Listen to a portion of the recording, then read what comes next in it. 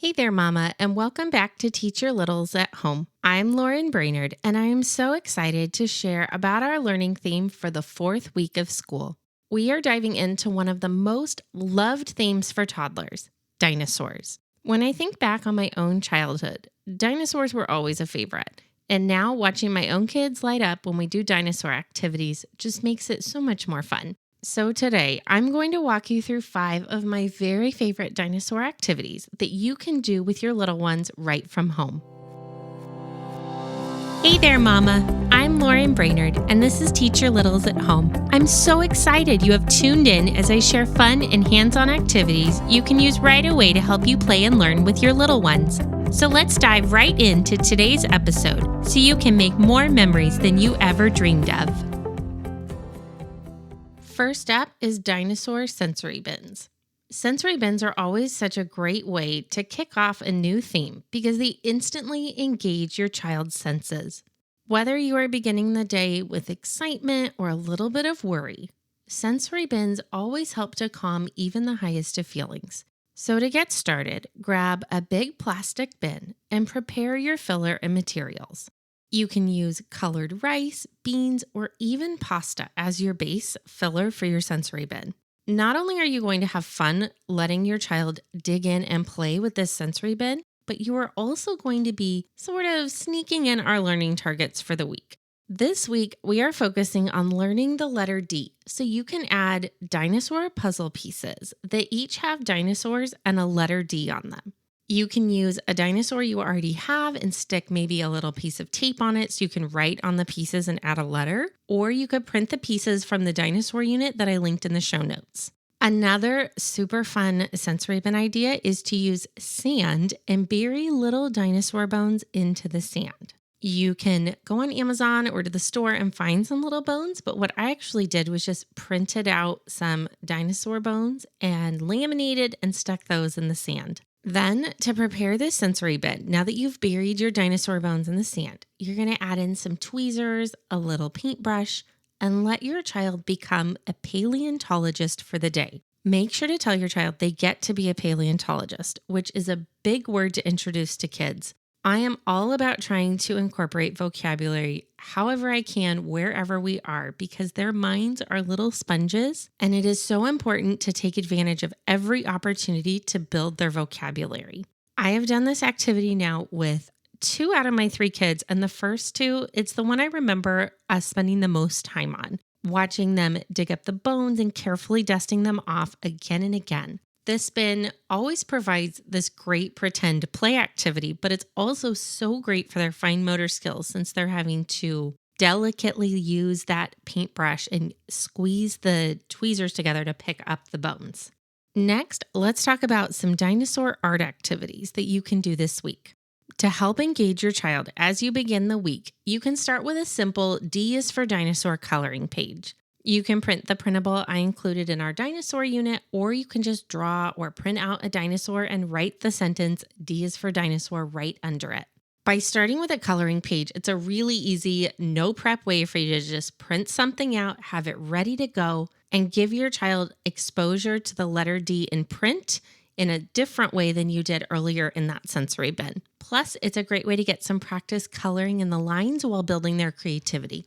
The second art activity I highly encourage you to do this week, and it will probably become a favorite in your home, is dino feet painting. I mean, what better way is there to work on art than by combining an actual toy that your child would probably love to play with anyways and some paint? All you need is a piece of paper, a couple small dinosaurs, or you could go big and get some bigger dinosaurs and some liquid paint on a plate. Let your child stomp those dinosaur feet all through the paint and then watch them as they stomp those dinosaur feet some more across the page. The focus here is not on making a perfect picture. Let me say that again.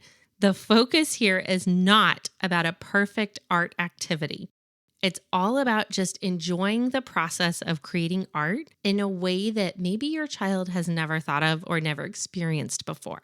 No week is complete without some fine motor activities because these are so important for your kids. Developing those fine motor skills in these early years sets the foundation for skills like handwriting later on. For our first fine motor activity, we are going to be using tweezers to place little colorful pom-pom balls onto the backs of dinosaurs. Using tweezers is such a great way to build tiny hand muscles. We have some dinosaurs that actually stand up on the ground, so if you have something like that, that is a great way to grab those tweezers, pick up the pom-pom ball, and set it carefully on that dinosaur back. If you don't have these, do not rush out to the store, but just print out a picture of a dinosaur or use the tweezer printables I have in our unit and do it that way. The last thing I want is for you to have to go shopping every week for all the materials that I mention. I just love mentioning all these things because so many of us already have these things on hand. Another way to build fine motor skills is through pinching clothespins.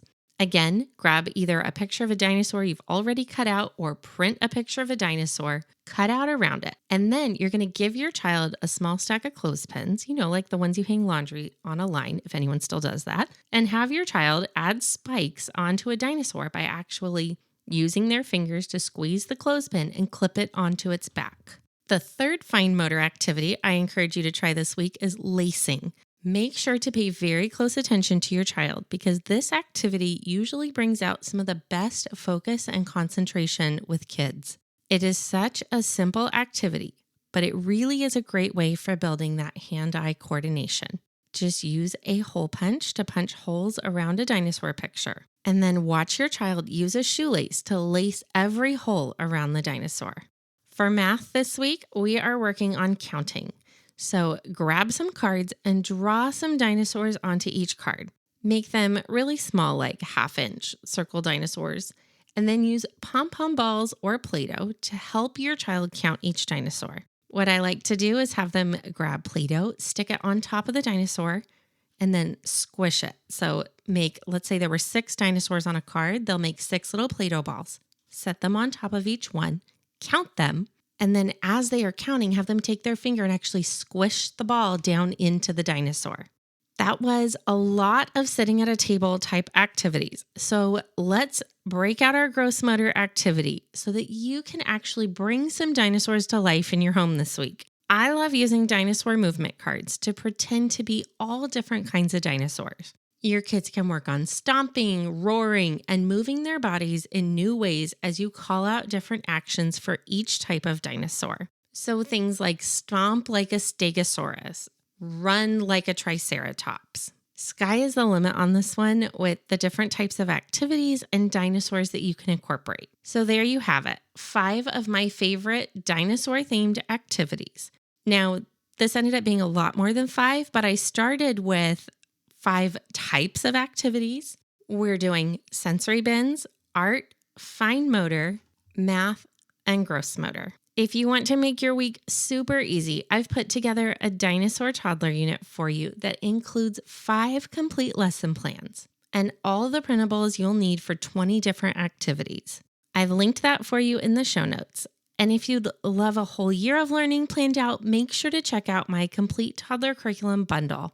It includes all of the printables and lesson plans that you would need to create an entire magical year of learning at home with your little ones. And don't forget, you can also grab my free toddler curriculum map to see how Dinosaur Week fits in with all the other themes into our full year of learning. Thank you so much for joining today, and I hope you and your little ones have the best time stomping, roaring, and playing your way through Dinosaur Week. I'll be back here next week with our first theme for the month of October. Thank you so much for tuning in to this episode of Teach Your Littles at Home. I hope you are feeling so inspired to create a new activity to do right away with your little ones. If you like listening to my mommy, will you please leave her a review? Before you head off to plan the next activity, would you mind leaving me a quick review on Apple Podcasts or wherever you are listening from? This is the only way for me to know if you're finding my tips, activities, and advice helpful, and I get so excited reading each and every review. I hope this episode has left you feeling empowered to try something new with your kids this week. And if so, would you please hit the share button and share this episode with another one of your mama friends who also wants to create activities with her little ones. I can't wait to share even more fun activities with you on our next episode. Have a wonderful rest of your day playing and making memories with your little ones.